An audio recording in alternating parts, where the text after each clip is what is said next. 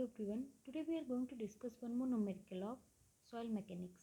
In this numerical हमें दे रखा है the void ratio and specific gravity of a sample of clay are this one and this one respectively.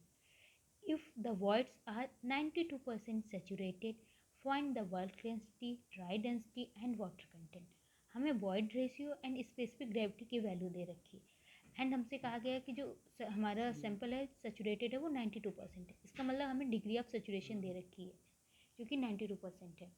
And second part में हमें दे रखा है what would be the water content. क्या water content होना चाहिए फॉर कंप्लीट सेचुरेशन. मीन्स जो saturation है वो कंप्लीट हो जाए, मीन्स S=1 हो जाए. The void ratio remaining the same. और जब हमारा जो सेचुरेशन है वो कंप्लीट होगा उसमें जो वॉइड रेशियो वो हम सेम मानेंगे. मीन्स जो ऊपर वॉइड रेशियो वही यहाँ पे भी हम मान के चलेंगे. इस न्यूमेरिकल के लिए भी जो हमें चाहिए वो बेसिक डेफिनेशंस ही चाहिए. अगर हमें ये बेसिक डेफिनेशंस आती हैं, ये हमारी क्लियर है, तो हम कोई भी क्वेश्चन बहुत ईजिली सॉल्व कर लेंगे. लाइक वॉइड रेशियो क्या होता है, पोरोसिटी क्या होती है, वाटर कंटेंट क्या होता है, डिग्री ऑफ सेचुरेशन, यही हमें 92% दे रखी है degree of saturation, and specific gravity of solids. इनको हम काफ़ी बार डिस्कस कर चुके हैं तो हम इसको बार बार डिस्कस नहीं करेंगे. बट मैंने आपको सारे फॉर्मूले दिखा दिए, बस यही हमें अप्लाई करने हैं. मास स्पेसिफिक ग्रेविटी, बल्क डेंसिटी या जिसको हम यूनिट वेट कहते हैं, unit weight of solids, dry unit weight.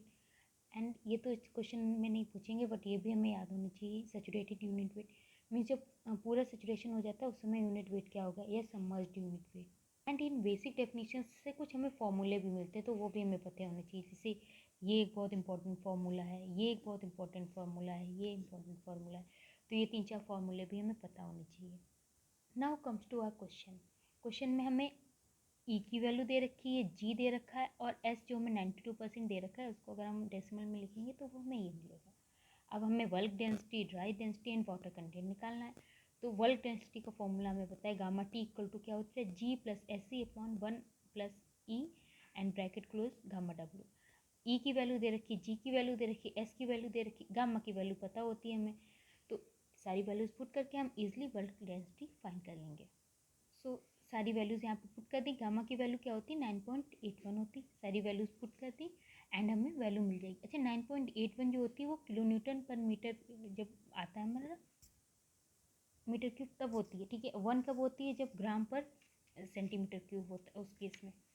Now gamma means bulk density आ गई. तो बल्क डेंसिटी आ गई तो अब हम अगर हम ये वाला फॉर्मूला लगाएं तो इससे हम वाटर कंटेंट निकाल लेंगे क्योंकि हमें एस ई एंड जी तीनों ही दे रखे हैं.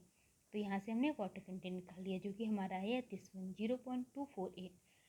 वाटर कंटेंट आ गया. हमें एक और फाइंड करना था ड्राई डेंसिटी. तो ड्राई डेंसिटी एंड जो हमारे बल्क डेंसिटी होता है उसका रिलेशन हमें पता है in terms of water content. तो वाटर कंटेंट निकाल लिया तो हम ये वाला फॉर्मूला लगा के ईजिली ड्राई डेंसिटी फाइंड कर लेंगे.